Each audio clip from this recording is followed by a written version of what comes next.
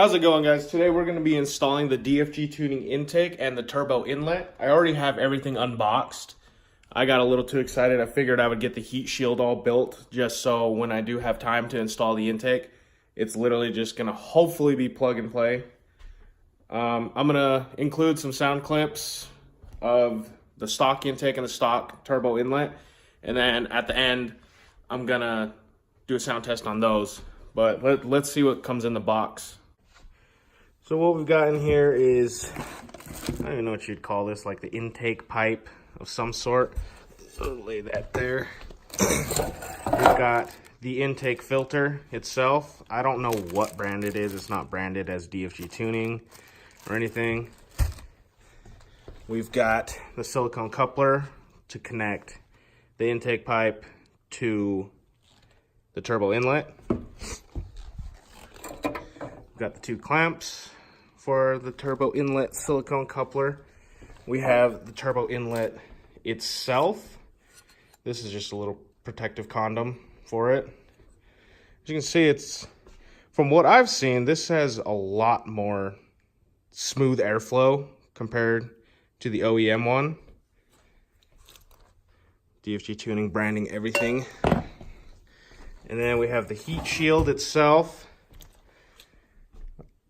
All you do is connect this piece with this piece, and it just all bolts up together. You got the silicone grommets, I believe, another bracket you have to bolt up, and this should just pop right in place of where the stock the intake box sits.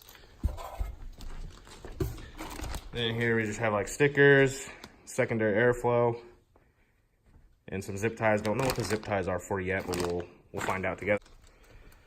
Also printed out the instructions for the install just in case I need them, in case I run into any bottlenecks.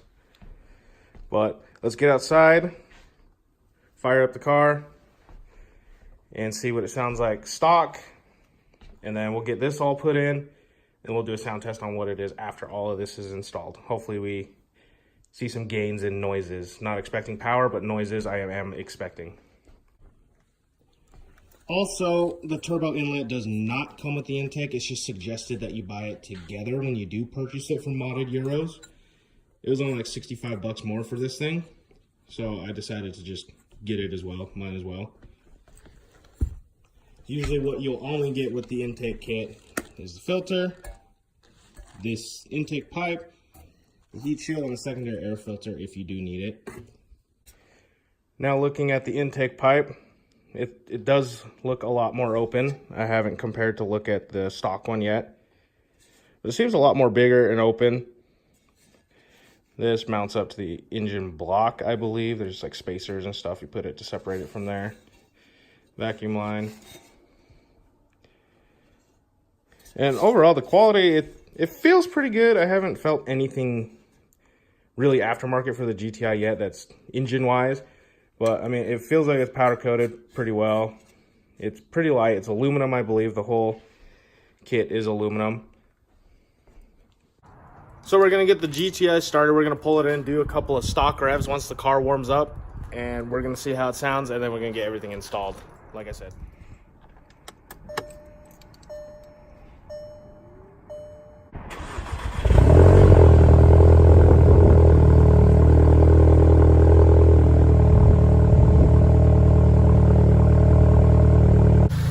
Now that the car is all warmed up, we're gonna give it a couple revs and see how it sounds stock.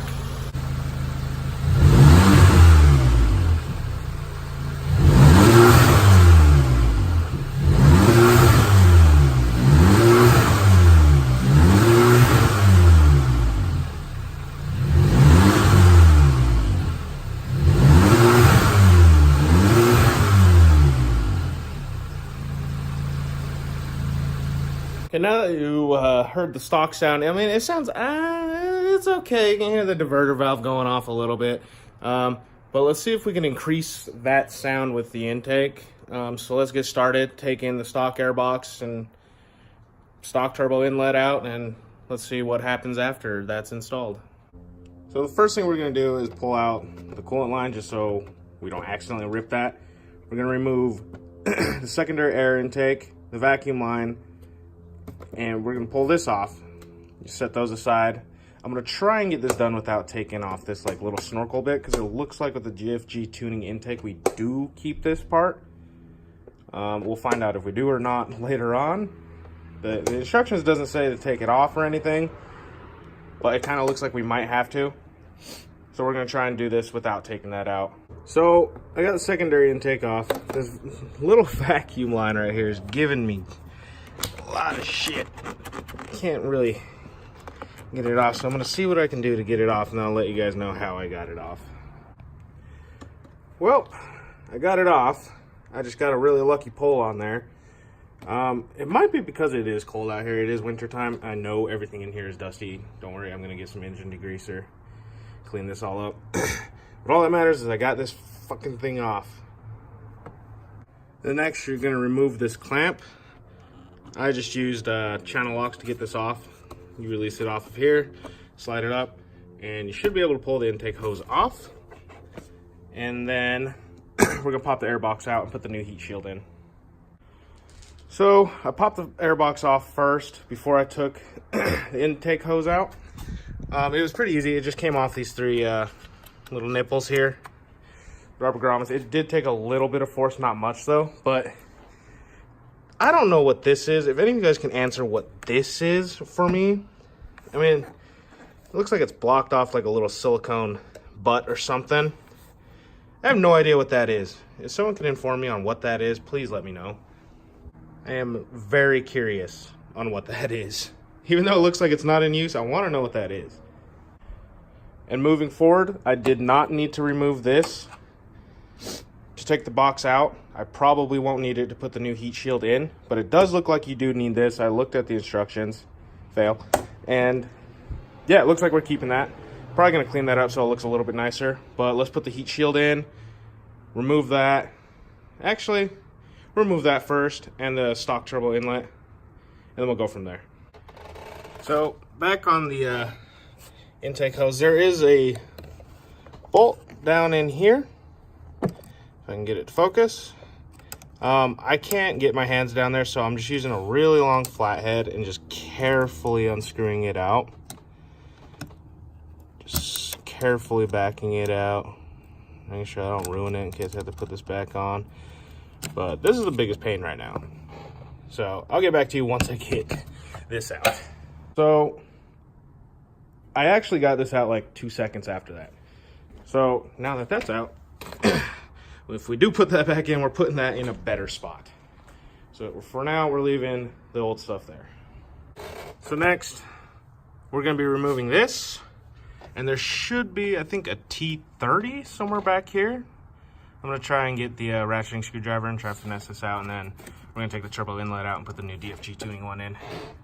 And if you're wondering, that is the bolt you need to remove. You just kind of spin it out. And then be sure not to drop that. It'll be a pain to find it, because I think you do have to reuse that hardware for the new turbo inlet pipe. So correction, that screw does not back out all the way. I just thought it was really long or something, but for me, it didn't back out all the way. It probably is for the rest of you guys. So I got the stock turbo inlet out, and now I'm gonna try and remove this. And while you're in here, it's gonna be hard to see. There's a little bit of oil in there, so I'm gonna clean that up before I put the new inlet on. Let's try to get that off, and we'll start with putting the new turbo inlet in first. So I got the stock turbo inlet pipe off. In the process, we broke it. I don't even know where the piece went. Anyway, we broke it, but it's off, because there's basically gonna be no going back after we put the new DFG tuning one on. But you can honestly see the difference on the size. This is better. Right here. Here's the piece that broke off. In the process of prying the hose off, stock turbo inlet broke. Garbage. But we do need the stock gasket off here and put on the new DFG tuning one. So let's get that pulled off and put it on the new one. Clean it first. So we've got it off the old turbo inlet, and now we're just going to put it on the new DFG tuning one and reinstall it back on. Fun fact, the stock one will fit on the DFG tuning one. Don't know if it'll fit on like the APR, Unitronic, CTS, but I imagine it would if it's just a direct replacement. Turbo inlet's in. It was a pain in the ass, but we got it in. Took lots of extra engine oil lubrication to get the gasket to go in. Then we just have to remove this, reconnect this, and then we're into installing the heat shield. So we got the turbo inlet in. I did have to oil up the O-ring to get this to slide in good. This, it's kind of hard to tell if you got to put back in, but I've applied a lot of force. There's no click, snap, or anything. But it doesn't look like it's going to be coming out, but you know, applying that much force, I would hope it doesn't come out, but if I get a light, I'm going to assume it's that thing. New heat shield's installed. I have the rest of the intake parts laid out. We're going to put the silicone coupler on there, tighten up the clamps after we get the pipe installed into that as well. And then all that's left is the air filter and then the sound test. So next, we're going to install the silicone coupler. You want to put your clamp in first. And then the silicone coupler will fit itself to the turbo inlet. You just have to make sure it's on. And make sure to put this clamp in a spot that you can get to it pretty easy, just so it's not a pain in the ass next time you have to take it off or put something else on. Once you have it seated properly, I'm using a flathead just because it's a little bit easier to access. Tighten your clamp on. Not too tight. These things break pretty easy. Don't know about these ones, but I'm not chancing it. That way you don't have any air leaks. Just hand tight's fine. No torque specs. And one half the coupler's already installed. Now for the pipe. So your DFG tuning kit should come with this little hardware set. This is to space out the intake pipe from the engine block. And we're going to try and figure out how to get this on. I think last I heard, the big washer is to what space it from the engine block. So I kind of found the hole that the spacer and the bolt mounts up to. There's a hole right here that is already like pre-cut, and I guess pre-drilled. And so we're just gonna put the big spacer on that and then mount all the hardware up. It does sit a little funny in the silicone coupler, but I think the clamp will help with that a lot.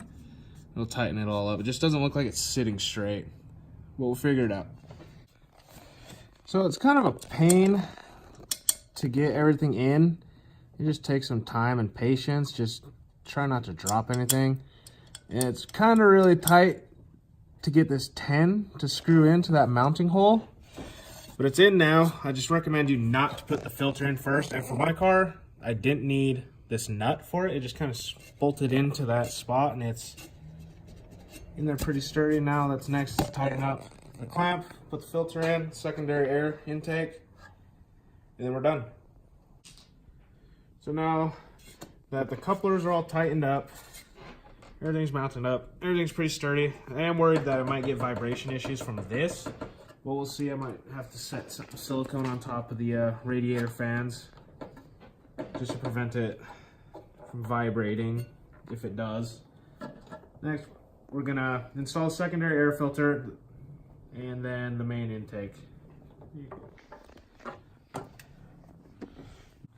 Okay, so now that this is all hooked up to the hose, I'm just gonna slide it into intake box.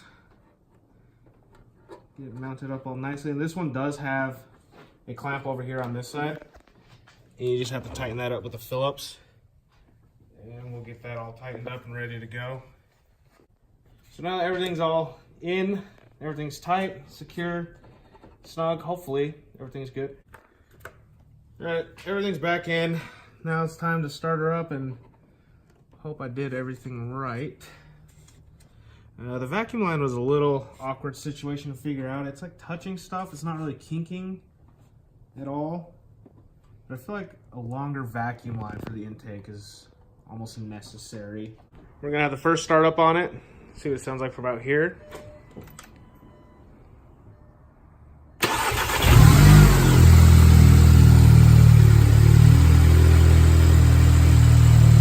So far it's sounding pretty good. It almost sounds like it's bringing the exhaust note a little bit deeper. Now that the engine's kind of warm up, we'll give you guys a couple of revs.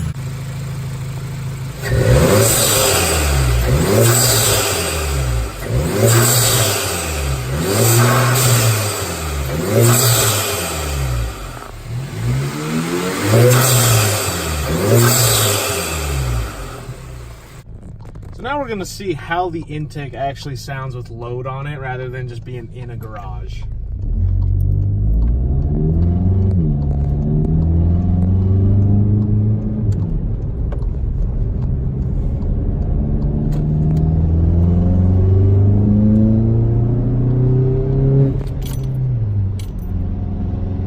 It's blowing.